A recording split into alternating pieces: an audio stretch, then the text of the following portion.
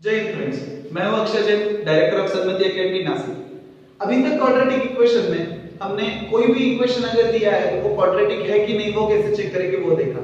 फिर roots of quadratic equation देखे। उसमें फैक्टराइजेशन मेथड के लिए मैंने आपको बोला था कि आपको पॉलिनोमियल का फोर्थ वीडियो देखना है। उसमें factorization method for quadratic equation already explain की हुई है और roots of quadratic equation by quadratic formula वो हम लास्ट लेक्चर में देख चुके हैं। अब इस लेक्चर में हम लोग नेचर ऑफ रूट्स देखेंगे। मतलब कोई भी क्वाड्रेटिक इक्वेशन अगर आपको दिया हुआ है, हमें पता है हर क्वाड्रेटिक इक्वेशन के दो रूट्स रहते हैं, लेकिन वो रूट्स का नेचर कैसा है, मतलब वो रियल है, इमेजिनरी है, इक्वल है, ये जो बात है ये हर बार सॉल्व करके फाइंड करने की जरूरत नहीं होती। ये फाइंड करने के लिए एक ट्रिक इसमें बताई हुई है, मतलब आपके सिलेबस में ही है वो ट्रिक। उसका यूज करके आप लोग विदाउट सॉल्विंग वो इक्वेशन को बता सकते हो कि उसका नेचर ऑफ रूट्स कैसा रहेगा। ठीक है, तो उस बारे में हम लोग डिस्कस करते हैं। अगर आपको इक्वेशन दिया हुआ है ax square plus bx plus c is equal to 0, तो जैसा कि मैंने लास्ट लेक्चर में आप लोग को बताया था कि नेचर कोई भी ax square plus bx plus c ऐसे स्टैंडर्ड फॉर्म में क्वाड्रेटिक इक्वेशन दिया है तो उसके रूट्स आप कैसे फाइंड करेंगे।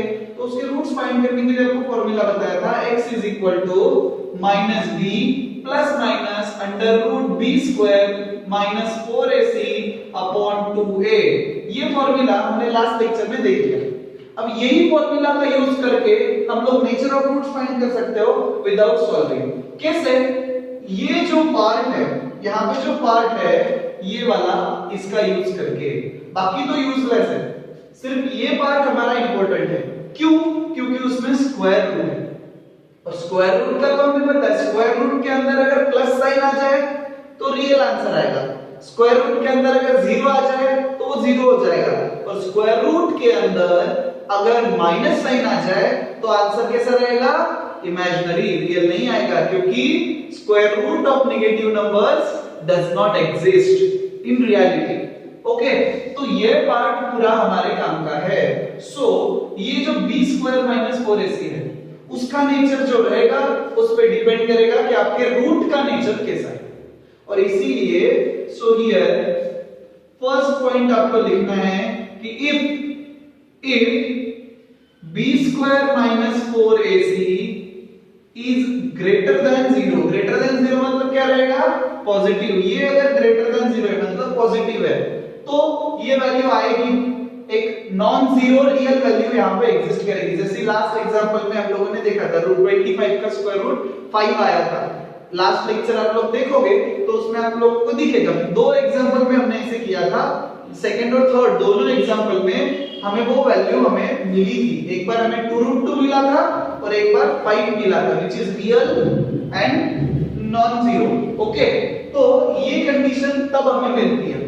ओके, सो मतलब अगर b square minus 4ac is greater than 0 है तो रूट्स आर रियल, क्योंकि ग्रेटर देन 0 है और वैल्यू एग्जिस्ट कर रही है, मतलब डिस्टिंक्ट मतलब दो वैल्यू आएगा, क्योंकि यहाँ पे एक बार प्लस हो जाएगा और एक बार माइनस हो जाएगा। वो एग्जिस्ट कर रहा है ना, तो एक बार प्लस और एक बार माइनस होगा।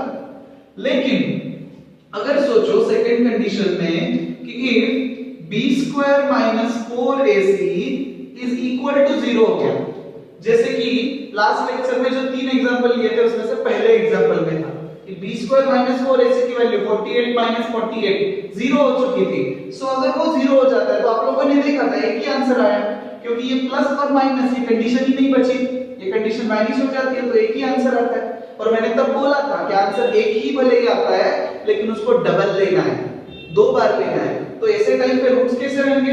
रियल, ऑब्वियसली माइनस रूट 3/2 कुछ भी आंसर आया था हमारा। सो आंसर कैसा आता है? Real but equal, roots are real and equal. ये रूट्स की बात हो रही है। So roots are real and equal, आ गया समझ में? Roots are real and equal. ये कब हुआ? b स्क्वायर माइनस 4ac 0 है तो। और थर्ड कंडीशन आती है कि if b square minus 4ac is less than 0, अगर ये निगेटिव हो जाए तो फिर रूट्स कैसे आएंगे? रूट्स जो है वो आएंगे इमेजिनरी, रूट्स रियल नहीं आएंगे। क्यों नहीं आएंगे? क्योंकि वहां पे अंडर रूट में माइनस साइन आ जाएगी, अंडर रूट में माइनस साइन आने से ये जो आंसर है वो पूरा इमेजिनरी हो जाएगा और उसके साथ और कुछ भी लगाओ तो आंसर इमेजिनरी ही आएगा। इमेजिनरी बोलो या फिर कॉम्प्लेक्स बोलो, ठीक है। सो यहाँ पे b² - 4ac ग्रेटर देन 0 है तो roots real and distinct, equal to 0 है ये real and equal, less than 0 है रूट्स आर इमेजिनरी। तो सिर्फ आप लोग इतना पार्ट चेक करके बता सकते हो कि रूट्स कैसे है, ये बाकी का पूरा आपको सॉल्व करने की जरूरत नहीं है, ये अंदर वाला पार्ट जो है वो आपके काम का है। और ये जो है b² - 4ac जो है इसको बोला जाता है discriminant. b² - 4ac is known as discriminant. क्या बोला जाता है इसको? डिस्क्रिमिनेंट। याद रखना बहुत इंपॉर्टेंट है, एमसीक्यू में भी आ सकता है क्योंकि ये डिस्क्रिमिनेट करता है आपके इक्वेशन को, ये डिस्क्रिमिनेट करता है मतलब क्या है, उसका रूट बताता है, उसका रूट ये तय करता है, ये फिक्स करता है कि आपका आंसर कैसे रहेगा। सो इसीलिए उसको डिस्क्रिमिनेंट बोला जाता है। इसको डिनोट करने के दो मेथड है, या तो इसको d से डिनोट किया जाएगा कैपिटल D से, या फिर कुछ जगह पे इसको डेल्टा से भी डिनोट किया जाता है, triangular.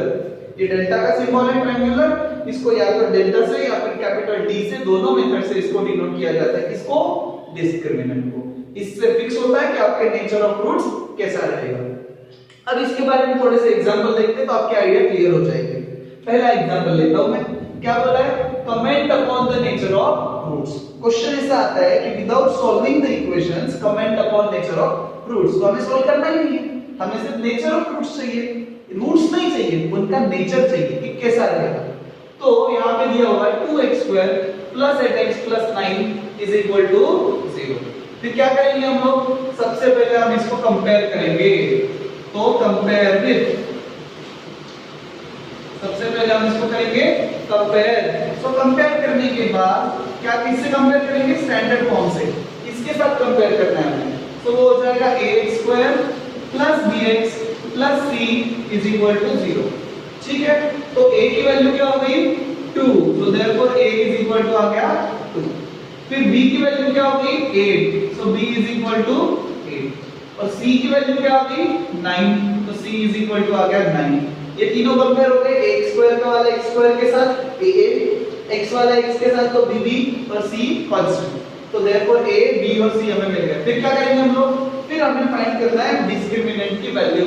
So now d is equal to, यहां पे हम लोग d यूज करेंगे। d is equal to, d मतलब क्या? b² - 4ac। तो ये आपको लिखना है, एग्जाम में हर बार आपको ये लिखना है, b की वैल्यू पुट करनी है। तो b क्या आ जाएगा? b², b की वैल्यू है 8, तो 8² -4, a is 2 और c is 9। Find it out. x², 8² is 64 -4 to the 8, 9 8 is 72, तो 64 - 72 आंसर इज -8। मतलब क्या हुआ? आपका जो डिस्क्रिमिनेंट है which is less than 0, तो कौन सी कंडीशन आएगी? थर्ड वाली। सो हियर यहां पे आपको कंक्लूजन लिखना है कि here b² - 4ac, b² - 4ac is equal to -8 which is less than 0. Therefore roots are imaginary. आ गया समझ में? ये हो गई आपकी मेथड। अभी वो एग्जांपल भी देख लेते हैं हम लोग एक बार। तो यहाँ पे हमें दिया है x² - ax + b² is equal to 0। अब आप लोग ठीक से देखोगे तो यहाँ पे कांस्टेंट्स जो दिए हैं वो आर्बिट्री कांस्टेंट दिए हैं, मतलब नंबर्स नहीं दिए, a और b दे दिए। क्यों दिए? कंफ्यूज करने के लिए दिए है। और बच्चों को लगता है, आप लोग को लगता है कि एग्जांपल सॉल्व नहीं होगा, इसमें तो नंबर्स ही नहीं है, तो कैसे डील करेंगे? नो इशू, सॉल्व होगा, 100% होगा। अब देखते हैं कैसे। अब इसको करो कंपेयर। अगर हम कंपेयर करेंगे, इसको कंपेयर भी करेंगे तो ये आएगा ax² + bx + c is equal to 0। तो देखो a की जगह पे यहाँ पे कुछ भी नहीं है, तो you get a is equal to 1। b की जगह पे कौन है? यहाँ पे b की वैल्यू है -a, यहाँ पे b की वैल्यू -a और a b ही यूज किया उन्होंने जानबूझ के कंपेयर करे, कंफ्यूज करने के लिए, लेकिन कंफ्यूज नहीं होना है। तो यहाँ पे b की वैल्यू क्या हो गई? -a और c की वैल्यू क्या हो गई? -b²। ऐसे ही पुट करेंगे हम लोग। So therefore discriminant d is equal to b² - 4ac। तो b की वैल्यू क्या है? b की वैल्यू -a, याद से पुट कर देना। तो आप लोग सोचोगे b² तो वो रेडीमेड है, नहीं, b is -a, तो ये हो जाएगा -a का स्क्वायर। -4 into a की वैल्यू क्या है यहाँ पे, कुछ भी नहीं मतलब 1, और c की वैल्यू है -b²। तो ये हो जाएगा माइनस का स्क्वायर प्लस, तो आंसर इज a²। फिर ये माइनस ऑफ माइनस प्लस और 4b²। अभी मुझे बताओ ये वैल्यू ग्रेटर देन 0 है, लेस देन 0 है कि इक्वल टू 0 है? This value is obviously greater than 0। कैसे? अभी देखो a² है, स्क्वायर इज ऑलवेज पॉजिटिव मतलब ये पॉजिटिव है, b का स्क्वायर है, स्क्वायर इज ऑलवेज पॉजिटिव मतलब ये पॉजिटिव है। तो पॉजिटिव प्लस पॉजिटिव क्या होता है? Positive plus positive is strictly positive. So here b² minus 4ac is equal to a² plus 4b² which is greater than 0. Therefore roots are, क्या आएंगे roots? वहां पे देखो first condition, roots are real and distinct. Distinct मतलब अलग अलग, दो roots अलग अलग, जैसे -√3/2 रूट -√3/2 आएगा ना, वैसे नहीं आएगा। तो जो हमारे बाद में रूट्स आए थे ना, बाद में के सेकंड और थर्ड क्वेश्चन में, लास्ट लेक्चर की बात कर रहा हूं, तो वैसे टाइप में। और अभी थर्ड ये कंडीशन हो गई, ये कंडीशन हो गई, और फर्स्ट कंडीशन का एग्जांपल लास्ट लेक्चर में जो फर्स्ट एग्जांपल था वो ये कंडीशन पे डिपेंड था। तो ये हो गया नेचर ऑफ रूट की स्टाइल। अब इसमें थोड़े से और एक दो टाइप के एग्जांपल आते हैं, वो अब हम लोग देखेंगे। अब ये थोड़ा अलग टाइप का एग्जांपल है। इसमें हमें बोला गया है कि find the value of p, मतलब हमें p की वैल्यू फाइंड करनी है इफ गिवन इंफॉर्मेशन ये है कि if 4x² p 2x + 1 is equal to 0 has equal roots। मतलब ये जो इक्वेशन हमें दिया हुआ है इसके रूट्स अगर इक्वल है, मतलब nature of roots already given है, बोला है कि नेचर ऑफ रूट्स कैसा है, रूट्स आर इक्वल, और हमें p की वैल्यू फाइंड करनी है। तो कैसे करेंगे, चलो देखते हैं। पहले गिवन इक्वेशन को हम लोग कंसीडर कर लेते हैं। Consider 4x² p 2x + 1 is equal to 0। पहले काम क्या करेंगे हम लोग, हमेशा की तरह compare. So compare with ax² + bx + c, मतलब स्टैंडर्ड इक्वेशन के साथ कंपेयर करेंगे। अब स्टैंडर्ड इक्वेशन के साथ जब हम कंपेयर करेंगे तो देख सकते हैं x² के साथ x² है, तो a की जगह पे कौन है, 4, सो देयरफॉर हमें मिल गया a = 4। b की जगह पे कौन है, p - 2 है, वो भी negative, so b = minus into bracket p - 2।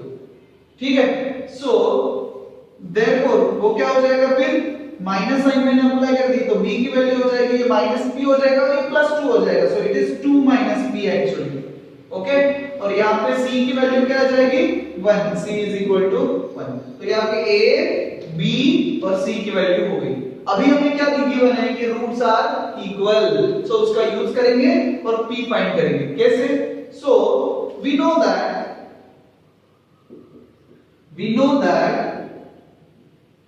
when roots are equal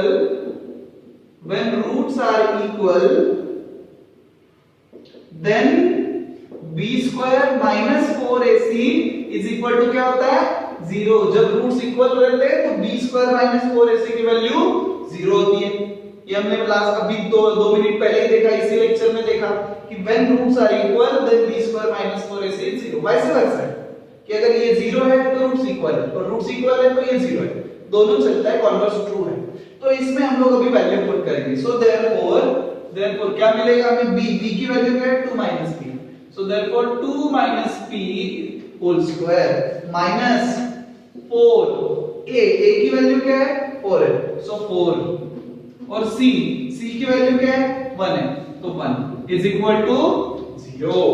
सो क्या हो जाएगा, ये 2 - p का होल स्क्वायर, सो इसको a - b होल स्क्वायर का रूल अप्लाई करेंगे हम लोग, तो a² तो 2 का स्क्वायर 4 - 2ab, सो 2 2 जा 2 * 2 * p, सो 4p + p², और ये हो जाएगा -16 इज इक्वल टू 0।